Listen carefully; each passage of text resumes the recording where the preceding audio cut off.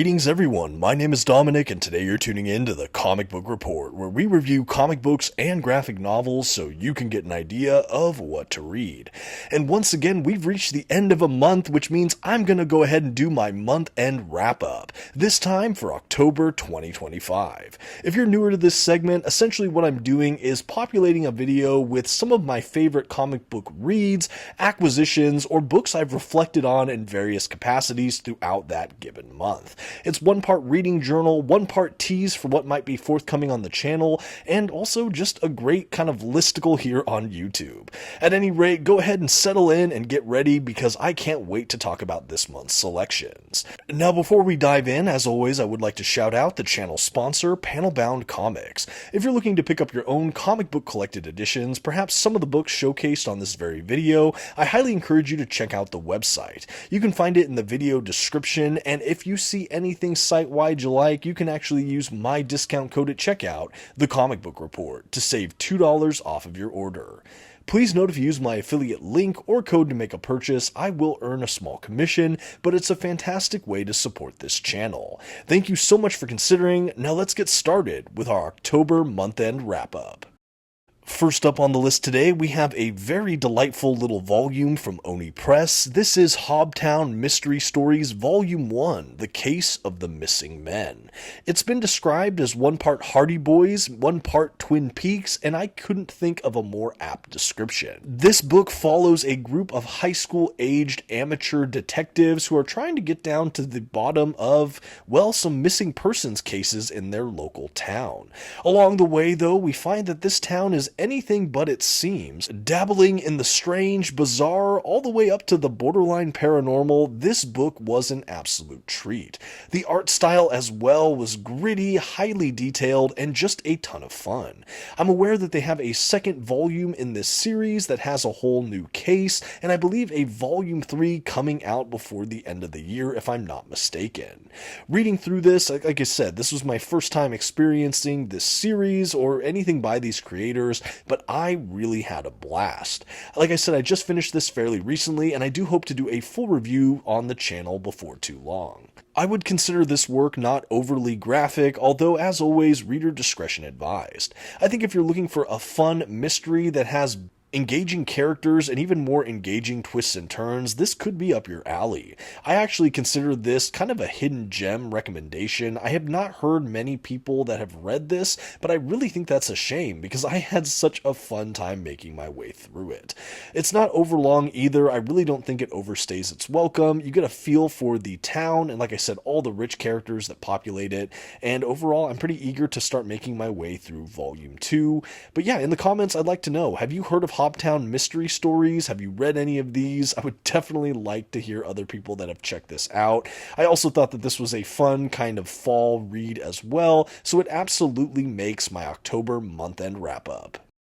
Okay, next up we have the Madman Madiverse Library Volume 1. This is an incredible paperback collection that basically has all the contents, I believe, of the first library edition, just shrunken down to a standard size paperback format. This is my first venture into the world of Madman, and that's after being a longtime Michael and Laura Allred fan. For whatever reason, I just never really sought out this title, or I never really had an opportunity to pick it up, so imagine my joy when Dark Horse saw fit to provide me with this review copy. I just got this in the mail here in October, so I'm just starting to make my way into it, but so far I'm having a lot of fun with it. Growing up in the early 90s, it does kind of remind me of the cartoon Freakazoid. I'm not sure if that was inspired by this or not, but it has a similar zany energy. I would say that this comic is a bit more punk rock in all the best ways, however. It feels very Allred, which as a fan of his work is an absolute compliment. I've heard many people praise this series, and I'm eager to see what it has to offer as I make my way further into the collection.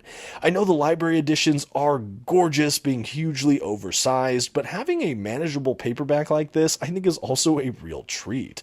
The art is absolutely gripping, especially if you like his pop art style, those heavy outlines, the kind of cartoonist bend to it all. I think it's really just eye-popping, gorgeous, engrossing. Like I said, I'm a fan of Allred. So this was a no-brainer kind of wish list item for me. But yeah, really, really cool here. It's also fun to get this material in other formats. I know some people that maybe don't like library editions are looking to see what this looks like. So here's a basic teaser. I think this came out not too long ago. I will do a full review of this on the channel as well as I make my way through it. Before I get to that review though, if you'd like to see a bit more about this collection, I can also do like a short or something to showcase it a little bit more in the meantime. But yeah, a lot of fun with this. Like I said, this is one that I acquired this month that I am just starting to get into, but it was fun enough to put on the wrap up. Okay, next up on my October month-end wrap-up, we have King Arthur and the Ladies of the Lake from Black Panel Press. So this is a publisher I've only recently become aware of, but their books are incredible. They were kind enough to send over a few for review, including this one here, which I finished not too long ago. This is kind of a reimagining or retelling of an Arthurian legend of sorts. We have a beautiful, almost watercolor style art throughout, and it's hard to really convey exactly how great this is, but anyone who's a fan of kind of medieval folklore, Arthurian legend in general, I think will really, really dig this book. It has a literary fiction bend in the absolute best way possible, and as a passing fan of King Arthur, I found this really, really entertaining from the beginning all the way through the end. The characters are interesting, and overall it has this kind of mythic storytelling quality that's a little bit hard to articulate, but when you read it for yourself, you absolutely can understand it. Coming in this beautiful hardcover in this more boxy format, you also have almost like a widescreen presentation of the artwork. I don't know how else to say that, but a beautifully constructed book. The art is just gorgeous and immersive. Like I said, the kind of watercolor look to it all, it's just really ornate and just beautiful, frankly. This is under the category of I haven't heard a lot of people recommend this book in the past. I really hadn't heard mention of it very much, but I really enjoyed it, and I thought I'd just shine a spotlight on it, not only for this book, but also for this publisher. I'm reading a couple other titles from them, and so far they've all been really engaging. But I think the King Arthur fan in me definitely wanted to point this out. This was a fun read in my October reading list. Once again, that is King Arthur and the Ladies of the Lake by Black Panel Press. And hey, if you're enjoying this month-end wrap-up video, and you also like things like comic book reviews, unboxings, and other listicles, and you've yet to subscribe to the channel, I would just like to invite you to do so. I'm always doing content of that kind and more, and we'd love to have you aboard. Anyway, thank you, and let's keep this list right on going. Next, Blade Runner 2029, the complete series omnibus from Titan Comics. For my money, Titan has absolutely been knocking it out of the park with so many of their recent releases, and the Blade Runner series are notwithstanding. They released a trio of series all following the same character in the form of Blade Runner 2019, Blade Runner 2029, and Blade Runner 2039. This collection here is that middle series, and I used to have it in a box set. In fact, I still have the box set as well, but they recently released this oversized, massive hardcover omnibus, and this was an absolute joy. This continues the adventures of Ash, the Blade Runner, going about in this dystopian future where we have replicant humans and a lot of action. This middle series I just had a blast with. I read through this book this month, and I can't stop thinking about it. In fact, I'm currently making my way through 2039 to round out the trilogy. I will say, even if you're not familiar with the film franchise, you can definitely pick up the Blade Runner 2019 series and give it a shot and pass your way into this without really needing to know anything else. If you like neo-noir, sci-fi, dystopian future, this is a series for you. I would say it's intensely character-grounded with some really great genre tropes and gorgeous artwork. The format size as well is absolutely gigantic in the best way possible. While I haven't yet done a review for these titles, they are all forthcoming. So if you want to see me review some of these Blade Runner comics from Titan, definitely stay tuned to the channel in the coming weeks and months. It's rare that a comic run based on another form of intellectual property will hook me in the way this has, but it definitely make my short list of great things in this same category. I would put it next to something like Star Wars by Jason Aaron, which I also deeply loved. Again, every so often something can do it and translate so perfectly into the graphic art comic space, and I actually think the world of Blade Runner was an ingenious and inspired choice for this. Don't miss out on Blade Runner 2029 and all of the other incredible Blade Runner runs from Titan Comics. If you've been around the channel for long enough now, you might know that I'm a huge fan of Jonathan Hickman's work in the Marvel Universe. For whatever reason though, I never picked up the Ultimate Marvel by Jonathan Hickman Omnibus until relatively recently, and in the month of October, this has become a much more front burner reading option. In fact, at the time of the recording, I'm just finishing out parts of those 12 issues of the Ultimates at the back of this omnibus, and then I will have actually finished this book in full. I loved Hickman's run on Fantastic Four, Avengers, X-Men, Secret Warriors, and so many other runs, and this was just a blind spot for me. I really love the Marvel Ultimate Universe, both old and new, and seeing Hickman's contributions to the old Marvel Ultimate Universe, I knew this would be something I wanted to check out should the funds or opportunities present themselves. I was really thankful to get a review copy from the channel sponsor, Panelbound Comics, and so far I've been having fun. While a lot of the mini-series or kind of issues in here seem a bit scattershot random, they are all really well written, character grounded, with beautiful art, and just fun. I really like playing in this space, and I can't wait to finish out the last couple issues so I can finally get to my review. I really look forward to checking off another Marvel Hickman Omnibus off the list in my personal reading shelf, and this was just a book I thought would be great to showcase in this month's video, as it's one of my current kind of every so often nightly reads. Now, I had heard mixed reviews about this omnibus in general, and I'd be curious for anyone watching this video, have you read the Ultimate Marvel by Jonathan Hickman Omnibus? Have you read any of the series it contains? If so, what did you think? I would love some of your feedback. Like I said, generally I am enjoying it so far. I find it to be pretty engaging. I'll have more thoughts, of course, when I finish it out and can do my proper review, but it'd be great to get some discussion going, as I'd like to hear from other readers. Also, how do you think it compares to some of his other work in this medium? Let me know all of that, and let's keep this list right on going. Did somebody say Jonathan Hickman? When I think about my October reading, one of the shining stars in my library this month has absolutely been The Age of Krakoa Dawn of X Omnibus Volume 1 from Marvel Comics. This omnibus picks up immediately after the events of the maxi series House of X Powers of 10 by Jonathan Hickman, and includes the first handful of issues of not only Hickman's X-Men and New Mutants run, but also other works like Marauders, Excalibur, and many more from the beginning of this Krakoa era for Marvel's Merry Mutants. If you've been sticking around the channel, you might have seen a short or even an overview video for this omnibus released recently on the channel. I did have the pleasure of finishing out the last couple issues I had never read within this book, and I've also recorded a full review for the Dawn of X Omnibus Volume 1 that I plan to release on the channel sometime in the coming weeks. But if you'd like more details on Dawn of X, you can definitely check out some of my other videos or reviews, but this book was a massive treat. Incredibly mapped, this was definitely a huge highlight for me in the month of October. Being an X-Men and Jonathan Hickman fan, this was a must pre-order, must pick up collection, and now that I've read it, have it in my collection and all that, I have no regrets. I cite House of X Powers of 10 and the general Krakoa era in general for reinvigorating my interest in the X-Men and mutants within the Marvel Universe, and I really have a special place in my heart for this period.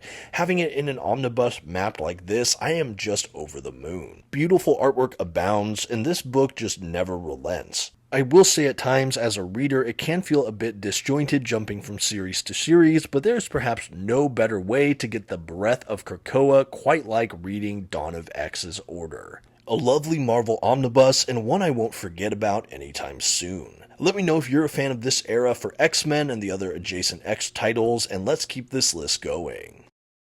Next on the list for my month-end wrap-up, X-Men Blue and Gold Omnibus by Chris Claremont and Jim Lee from Marvel Comics. Easily one of the most iconic eras of X-Men, it is finally here, collected in a very interesting omnibus. We did get the Jim Lee, Chris Claremont Omnibus Volume 1 and 2, and this one does double dip, I believe, with that Volume 2 quite a bit. It also has issues from the hardcover Bishop's Crossing and another one I can't remember. But anyway, this is Marvel's way of kind of incorporating some of those X-Men oversized hardcovers into the omnibus format proper. proper. I love the way this one is put together. I love the mapping, and honestly, this is a period of X-Men I've always wanted to delve further into. The team lineup for both the blue team and gold team are just absolutely stacked. This is the team I remember in advertising in my childhood through the 90s, and just the character models by Jim Lee here I just think are some of my favorite, and I'll even go so far as to say definitive ways that these characters have ever been portrayed. Honestly, I love how he does Wolverine and Cyclops and Gambit and Rogue and so many more. This book also boasts the early handful of issues of that adjectiveless X-Men series, and we have the reproduction of X-Men 1, which I believe kicks off this omnibus, and yeah, just a real treat so far. This was definitely an X-Men book to look out for this year, and when I picked it up this month, I just couldn't wait to dive in, and so far it has been such a blast. I can't wait to hopefully do a review of this book once I finish it out. I think when I look back on this month, this is definitely one I want to snapshot as a great omnibus acquisition. I've been a huge fan of X-Men for most of my life, and after reading House of X, Powers of 10, and the whole Krakoa era, it really just rejuvenated my interest in the franchise. I started going back to the Chris Claremont era and kind of just bouncing around since then, and again, this period is something I haven't really gone as deep into as I would like. Everyone I've talked to about it tells me how nostalgic and incredible it is, and so far, they're right. In rounding out the list for books I wanted to showcase for the month of October 2025, this is the Phoenix, Death, and Rebirth of Jean Grey Omnibus from Marvel Comics. What's interesting is that this is kind of a volume 3 for the solo Phoenix Omnibus series, but they don't have a volume 3 noted on the spine or anything like that, and I actually think that this was a fantastic marketing move because people that have been enjoying those other volumes will certainly want to pick this up as kind of the volume 3, but it also serves as essentially a standalone omnibus, and that was really what I was interested in. A lot of the contents from volume 1 and 2 I have collected already in various omnibuses, whether it's the Uncanny X-Men runs, or I think things from like Excalibur, or what have you. But anyway, I wasn't as interested in that material, but this book, however, really fascinated by. Now, this one I do have some double dip as well. We have issues from Grant Morrison's New X-Men. We have the full event of Avengers vs. X-Men, which I have in omnibus format as well. But we also have a lot of really cool Phoenix-based mini-series. We have the Jean Grey solo series that follows the young, time-displaced Jean Grey from the all-new X-Men era. I recently read and reviewed that omnibus from Brian Michael Bendis. That was my most anticipated book of the year, and I ended up really liking it, and I was curious to see what happened to those characters after the events of that run. And to have a solo series following the young Jean Grey, that was a huge selling point for me for this book. At the time of this recording, I have maybe a dozen issues left in this omnibus, and once I finish it out, I do want to do a full extensive review of this book. I can't say how much I'm enjoying it already. It is just fantastic. And even just looking at some of those new X-Men issues that I remember loving, and Avengers vs. X-Men, I know that event isn't for everyone. I actually really enjoy it, and I think that you can read this volume, like I said, relatively stand alone. It follows Jean Grey, it follows the Phoenix Force, and it just really works for me. A very cool X-Men Modern Omni. And just like that, another month in the books for this month-end wrap-up review. October 2025 was a fantastic month, and I really liked reading not only what is shown here, but a handful of other titles. Whether these were books newly added to the library, books I recently finished, books I'm currently going to, these are just some of my highlights from the month. I tried to get a couple from different publishers. I showcased some Titan Comics, Dark Horse, Oni Press, and more. Of course, Marvel, my personal favorite. A lot of great omnis. Again, I definitely heavily lean towards X-Men based content this month, and I have no regrets about that. I hope I was able to give you a couple hidden gems and also tease some content we might have coming up on the channel. In the comment section, I would love to hear what were some of your comic book reading or collecting highlights from the month of October. Also, let me know, were you a fan of any of the comics I showcased in today's video? I'd love to get some fun discussion going. Also forgot to shout out Black Panel Press. That King Arthur book was a ton of fun. This was my first month reading anything from this publisher or finishing it out, and yeah, just really enjoyed it. Anyway, thanks everyone for watching the video. Let me know what you think of this segment as well, and have a great month as we go into November. Until next time, this has been the Comic Book Report. Please don't forget to leave your like, those comments we talked about, and maybe share this video with a friend. Thanks, bye.